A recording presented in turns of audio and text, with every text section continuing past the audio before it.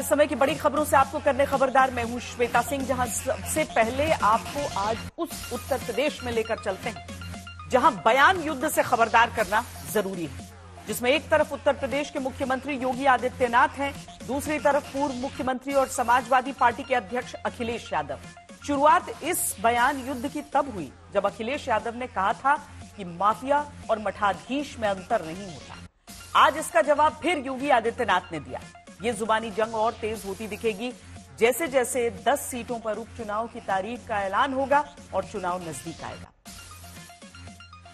संगठित अपराध में लिप्त माफिया थे, चाहे वो गाजीपुर का रहा हो, चाहे वो प्रयागराज का रहा हो, चाहे वो अम्बेडकर नगर के रहे हो, चाहे वो रामपुर के रहे हो, ये सब तो इनके चचा जान जैसे थे, चचा जान थे इनके सबके।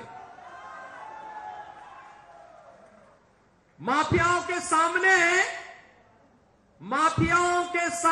नाक रगड़ने वाला व्यक्ति, दंगाइयों के सामने घुटना टेकने वाला व्यक्ति आज भारत की संत परंपरा को माफिया कहता है। ये उनके संस्कार है। इधर मुख्यमंत्री जी और मुख्यमंत्री जी के स्टेटमेंट कुछ अलग तरह से आ रहे हैं। समाजवादियों ने और खासकर मैंने कभी किसी संत, किसी अपने महंत, किसी सन्यासी के बारे में कुछ नहीं कहा। अगर उनको लगता है कि वो शब्द ऐसा है जिसका भाव वो किस रूप में ले रहे हैं, तो हम तो ये कहेंगे कि हमारे उत्तर प्रदेश के मुख्यमंत्री नहीं है, वो मठाधीश मुख्यमंत्री हैं। और फिर मठाधीश मुख्यमंत्री से उम्मीद भी क्या करोगे आप? इसी तरह की भाषा की उम्मीद करोगे? और ये एक दिन से नहीं हुआ है। जब से बीजेपी हारी है तब से कुछ संतुलन गड़बड़ा गया है। 17 के पहले गरीब का राशन समाजवादी पार्टी के गुंडे हजम कर जाते थे। किसी गरीब को राशन नहीं मिलता था। किसी भी जिले का जो जितना बड़ा माफिया था, जितना बड़ा गुंडा था, वह समाजवादी पार्टी का शागिर्द था, उनका पदाधिकारी था। वहां पर संगठित अपराध में लिप्त माफिया भी थे, भू माफिया भी थे, पशु माफिया भी थे, वन माफिया भी थे, खनन माफिया भी थे। एक कोई भी माफिया किसी भी क्षेत्र का होगा, वह समाजवादी पार्टी से प्रदेश के अंदर जुड़ा हुआ था। और परिणाम क्या था? ये माफिया की पैरेलल सरकार चलती थी। बबुआ अपने घर के बाहर नहीं निकलता था। बबुआ 12 बजे सो के उड़ता था और प्रदेश की जनता पिसती थी।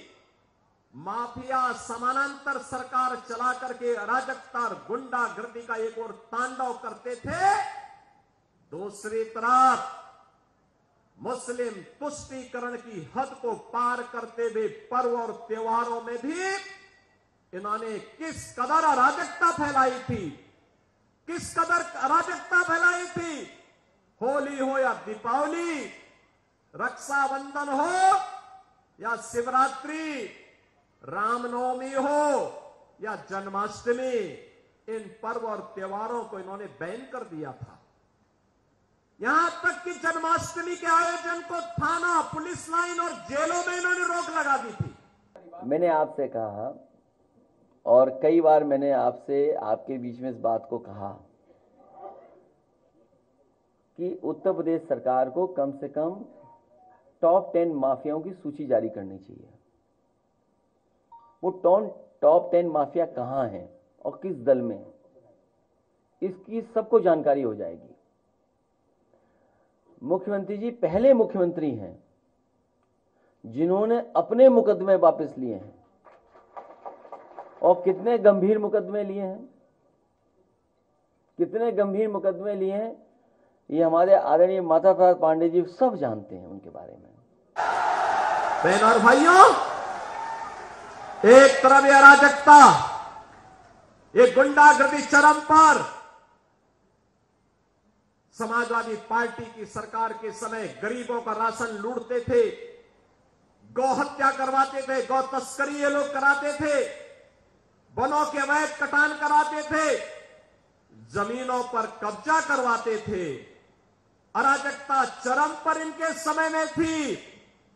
और आज भी समाजवादी पार्टी के नेताओं को वही दौरे याद आते हैं, कैसे जमीन पे कब्जा करते थे। आज जमीनों पे कब्जे हट चुके हैं। हमारी सरकार ने, डबल इंजन की सरकार ने 2017 में बनने के बाद एंटी भूमाफिया टास्क फोर्स बनाया। समाजवादी पार्टी के भूमाफिया और गुंडा ने जो जमीनें कब्जा की थी, 64,000 हेक्टेयर लैंड को इनके कब्जे से मुक्त कराया। तो जब गुर्गों से आप जमीन कब्जा मुक्त कराएंगे तो सरगना को तो परेशानी होगी ही होगी। वो कई बार बोल चुके हैं। अच्छा आप बताओ। नहीं, आप देखिए, मेरी भी तस्वीर देख लो आप और उनकी भी तस्वीर देख लो, माफिया कौन लगेगी बता दो।